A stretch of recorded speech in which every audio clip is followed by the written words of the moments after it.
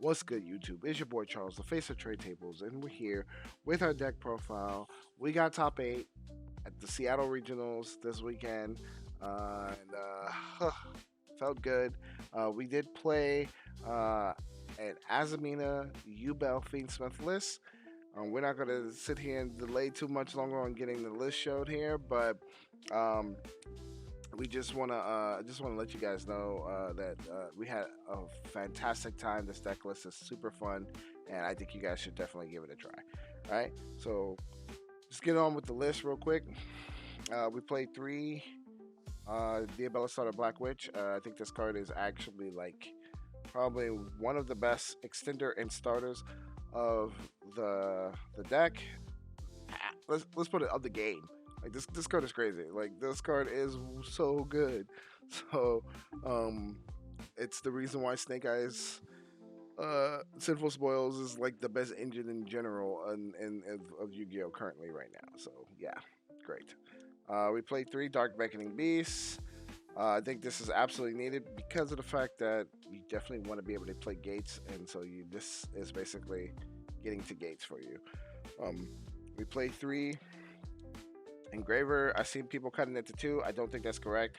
You definitely want to see three. There are times where you actually banish your engravers for a aerial eater combo, and you want to have that third one back up to play and can use it just in case your opponent breaks your board. So you definitely play three.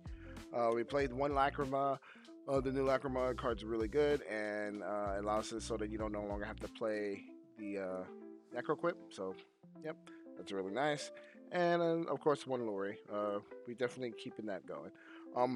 The one change that I did make that's kind of big. Some people might argue it's not good. Some people won't care. But we only played two Lotus. I just came to the idea that with um, the fact that most of the combos are either dumping the Lotus, or you're starting by searching the Lotus, or you just starting with Lotus in your hand. You don't need three. Uh, so you're always getting to Lotus in your combo if you're not touched. So like no matter what, you're getting to Lotus, and it's one less dead card if you open, like, for example, two Lotus. Like I wanted to lower my chances of opening multiple Lotus. That's the reason why I went with just two. That's all it was. Um, the spell cards starters that we had. Three Wanteds because I wanted to get to the Abella Star, which is super good. We played three Throne. It's probably the best starter in the deck, hands down. We did play, of course, Gates because that card's insane. Tracked. This card is really solid, and I learned that in some situations, it's actually pretty good in the graveyard for the grind game. So it was really good. Of course, terraforming so that you can get to gates. And then the last but not least, we played Deception, which is technically a starter. We only played one Deception because I don't think it was needed. Like I said, this is not a actual Sinful Spoils deck. We're just using the Sinful Spoil as an engine to get an extra negate and some extenders. So I think playing this at one was just fine. I wanted to start with the Diabella Star with the Sinful Spoil engine most of the time anyway, and you still get the same combo line by starting with Diabella Star. So that is the starters. This is the rest of the engine cards that's needed. Of course, we played the four Yubel cards because we are playing Yubel, so you have to play the four Yubel cards. We only played one Squirmer, one Shavara, because Squirmer and Shavara. Shavara is at one, so you only play one. But Squirmer, I don't think you need more than one, so I decided just to play one. It never really came up to need a second one, and even when there was times where I opened it and had to discard it, I was able to navigate the combo lines properly enough that I didn't need a second one to special summon it to the board. So one is just fine. For some extra engine cards that we play, we did play three Crossout Designators. This card was insane. Literally MVP of the whole tournament. I think I used this to cross out several hand traps, several Molch Armies, several Ash Blossoms, even Droll. I crossed out Diabella Star several times. I crossed out Lotus at one point, and a Throne. Like it was insane. The card was just really good. Won me so many games. After that, We played one call by, one triple tack. These like I think call by has to be played right now. Wish we had more than one, but yeah, it has to be played right now with the Molchamps being played. Triple tack was super solid. Um, it didn't come up all the time, but I only played one, so I wasn't expecting to see it, especially the fact that I was playing a 50 card deck. So we did play two Nightmare Pain. I upped it to two Nightmare Pain because I noticed that in tournament and competitive play, a lot of people are focusing on removing the Nightmare Pain, destroying the Nightmare Pain, getting it off the board, which is smart. And so, as a Yubel player, knowing that how good the Nightmare Pain is, I put in a second one, and people are not expecting to have to deal with a second one. And so, when you search that second one or slam that second one down, uh, it usually catches them off guard, and then you're winning the game. So we played the one hollow, only one. I don't think you need more than one. Like I said, this is just an engine. It's not the full deck. So yeah, that gets you the fusions. And then we played Escape. I think this is the best choice for the Unchained Trap. Chamber is great. I really like Chamber, but I wanted to not lose to Droplet. I wanted to not lose to Dark Ruler. I wanted to not like lose the Harpy's Feather Duster, like stuff like that. So, like, um, this card just was just 100% correct. And then also in certain situations allows you to help out like board break, like floodgates and stuff like that on the board. So it's like, yeah, this card was really good. On to hand traps. We played three imperms. I think this is by far the best, like just solo interruption hand trap in the game right now. Next to Impulse, I think this is better than Impulse because Impulse can't be played. Dominus Impulse can't be played in every deck, but this one, due to the fact that it can be played in every deck, is just generically like the best one, I think.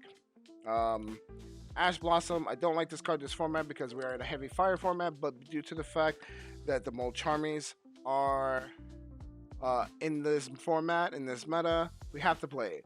You don't want to lose to it. It's an out to Mold Charmies. I found myself holding these a lot more for either very crucial moments to Ash or to block a Mold Charmy. That's literally it. That's the only reason why I was using this card.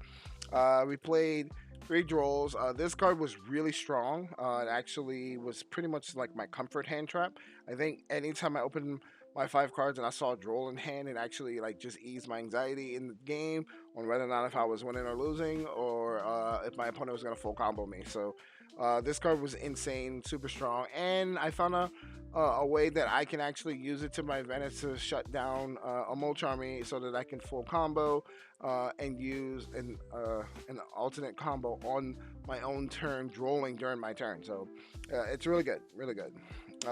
For Wallows, Perelia, Nib. I only have one for Wallows. Shout out to Carson for loaning it to me. I didn't have the money to pay for a playset of these cards. It's insane. Paying $400 nearly for a playset of cardboard, but I'm glad I got this and I was able to use it. I crossed out this card probably about three times in the tournament, so that I didn't have to like play into it. Perelia, I already had my playset and I played it in the one in the main two for a crossout target because I knew Tempai is really strong and they're like main deck in both of these, so I got to be able to play through it. Nib, I don't like this card this format, but I respect it and I think that playing it as a crossout target was needed. That's the only reason why I play the one. I don't play Valor. I don't play Moonlit. So like basically I needed to have something because Nib is a card that needs to have at least one more extra hand trap to be strong, and I needed to basically respect the fact that Nib existed. So I put it in as a crossout target. On to the extra deck. Our Azamina fusions. We play both of them. I seen a list that somebody was playing just this one. I don't think it's correct. Only because you want to be able to full combo and not always like, because you can open up a hand where it's like just wanted or just the deception or just the Abella Star and hand traps, and you still want to be able to full combo. Playing this one allows you to be able to full combo because you can basically get to the point of linking into the closed heaven, and put this back, and then summon this afterwards, and then finish your full combo. So yeah, just replay both of them. The rest of them, Aerial Eater, and then Desiree, because we got to play those. And then we play 2 Phantom, because you got to play at least 2. The card's way too good. For the Fiendsmith, 1 Requiem, 1 Sequence, 1 Closed Heaven. Absolutely need those cards. We played 2 Yama and a Soul of Rage. 2 Yama. The reason why I play 2 Yama because I am playing Veruja. So with playing Verujas, you want to play the second Yama so that you can make sure that you can make the Verujas in the combo, and then still have a Yama in the graveyard for the secondary play to your escape. So that's the reason why I play 2 Yamas. And then the last 2 cards, SP and Cross Sheep. I did cut Muckracker for Cross Sheep. Cross Sheep was definitely very clutch. I didn't use it every single combo, but on the combos that I did, it was really strong, and it gave me some utility use on my opponent's turn when I was able to resummon Solar Rage and then basically bring back the Lotus from the graveyard to have an added extra layer of interruption. So it was really solid. Cross Sheep is actually really cool card in this deck. And to finish off with our side deck, was catered to deal with certain little specific matchups, nothing super fancy. We played 3D Barrier. This makes it so that we can, always play first against Tenpai, no matter what, which is how I like it. I don't want to play second against them. I want to make my board. I want to make it so that they have to literally play into the crap ton of negates that I have. This deck can make 3 Omni negates and a single for your opponent to play through. Tenpai, they gotta have at least 4, right? Blowout cards, like board breakers, 3 Regekis and a Lightning Storm or something to take out the breakdown 3 Omni negates. So it's having this backing it up or whatever is just super good. So we did play 3 Dark Ruler No More.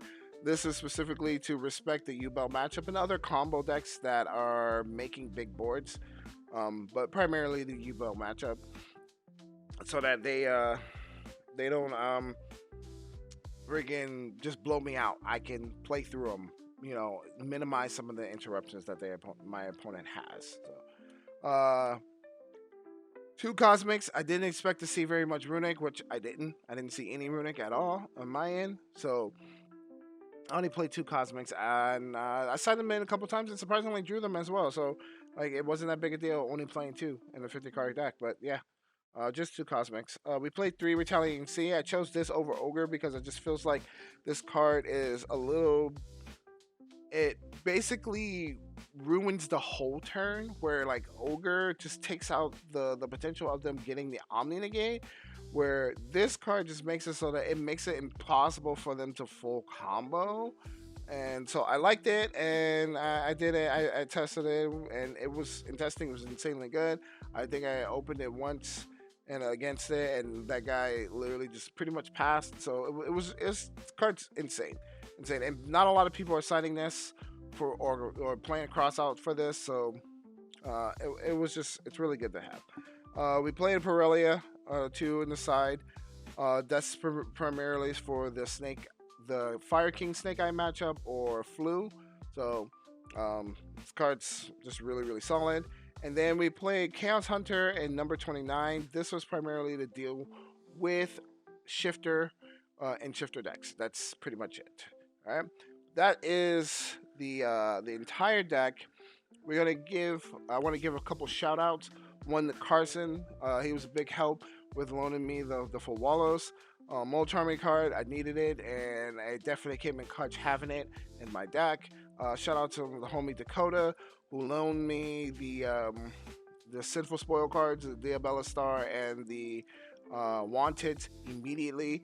He definitely said he would trade them to me, but I needed them right away before we can actually take the trade. So he took the time to come down to the shop before the regionals, bring the cards to me. So big shout outs to you. If I wouldn't have had those cards, I definitely don't think I would have topped 8. So much appreciated. Also, shout out to the people that helped me test. John Hamby, who also topped that regionals. I think he got third place playing the Fire King Snake Eye deck. Um, Shout out to the rest of the trade table crew who was like, you know, traveled with me, tested with me, played with me. I appreciate it. This tournament was kind of a big thing for me. I've been fighting to get a top 8 at the Seattle Regionals for a while, and I finally got one. This is my second top 8 in the Northwest right now, so I appreciate it. And this is it. So real quick, if you guys want to see a combo video for this, there's definitely a lot of new combos and new lines and added extra cards for this. If you guys can get 50 likes to this video, I appreciate it. I will definitely make a combo video for you guys. And anything else, any comments, let me know. If you like this video, if you like the deck. And this is Charles, the face of trade tables, signing out, guys. Peace.